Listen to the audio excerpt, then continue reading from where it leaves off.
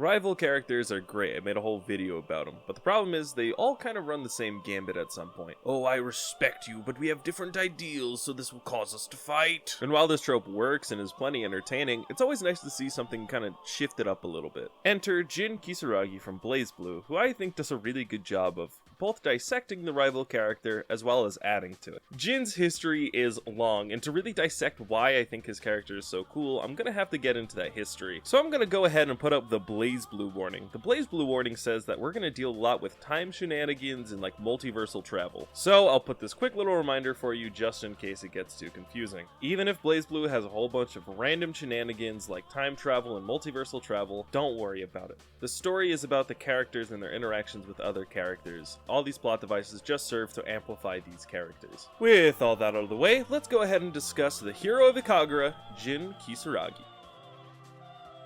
Jin was created, I guess, and was dropped off at a local monastery to be raised with two other orphans named Saya and Ragna. Jin took a liking to Ragna. In fact, the two would play with each other all the time, and it was very wholesome and definitely not incestuous. Ragna eventually started to take care of Saya because she got very sick, which meant he had to dedicate a lot of time to her. This made Jin, and I quote, really jealous and grew a fond hatred for Saya. Now, you're a little kid, your siblings are off doing something else, you're alone and really jealous. What do? The answer is you talk to the sociopath wearing a very nice suit. Hey, you know your brother?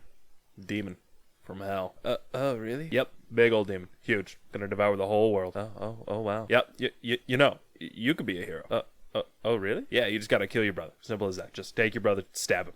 That simple. Jin takes this advice and goes ahead and stabs his caretaker, burns down the house, lets Saya get kidnapped, watches Ragna's arm is removed. This, and I quote, traumatizes him, so he kinda just blocks those pesky memories from his head. Homeless, he eventually gets adopted by a noble house known as Kisaragi. This puts him on the path to become a major for the NOL, as well as putting him on the path to becoming a war hero fighting in the Ikagura Civil War. However, the success didn't come free. His family began to hate him as they believed he only achieved such great heights because of nepotism. This, and I quote, traumatizes him. Jin gets the magical sword Yuki Anessa, which is the Ice Blade. This has an evil spirit inside of it and forces him to go crazy, putting him down his Joker arc. While on his Joker arc, he meets his secretary Tsubaki, a nice young lady who definitely deserves so much better than Jin. Oh goodness. Ragna shows up and it's the NOL's job to take care of him. Tsubaki says, "Oh, you shouldn't pursue Ragna, you're gonna die." I'm not gonna do this voice anymore, I'm so sorry. Jin commits domestic abuse, goes to fight Ragna, gets bodied by Ragna, and then is on the verge of death until Tsubaki shows up to save him. Ragna begins his fight with New 13 and gets bodied and loses.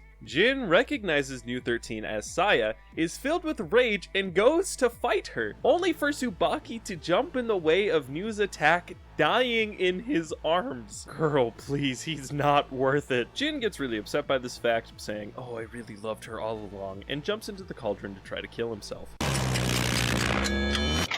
Jin gets the magical sword Yuki Anessa, which is the Ice Blade. This has an evil spirit inside of it and forces him to go crazy, putting him down his Joker arc. While on his Joker arc, he meets his secretary, Noelle Vermilion. Jin hates Noelle, mainly due to the fact that she kind of looks like a bad memory he's definitely suppressing as a coping mechanism. Noelle tells him that she's been appointed to deal with the Ragna the Blood Edge situation and is going to be leaving him for a while. This causes Jin to get really upset and go after Ragna himself.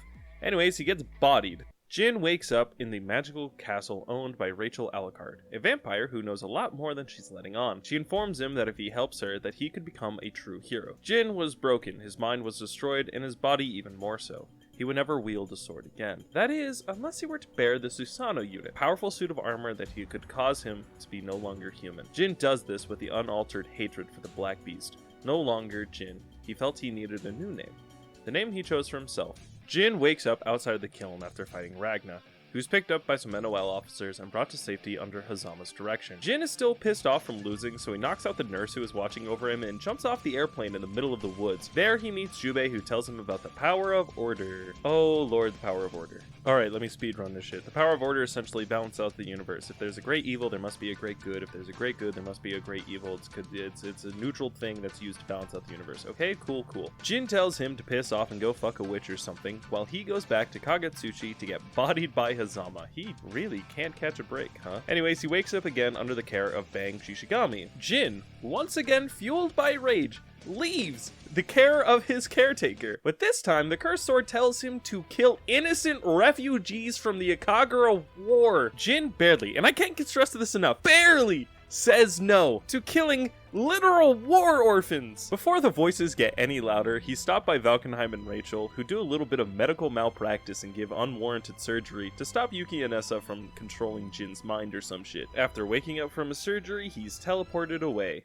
Hawkman leads the effort to kill the Black Beast, joining with the 5 other heroes, creating the 6 heroes, which is just BlazBlue Avengers. I can't stress this enough. Now with his comrades, Konoe A. Mercury, Trinity Glassfile, Celica A. Mercury, Jubei, and a mind-controlled Yuki Chirumi, they kill the Black Beast, the corpse of that Black Beast, turning into Ragna. Hawkman is then given a choice: kill a literal child or leave it be. Hakumen makes the heroic choice.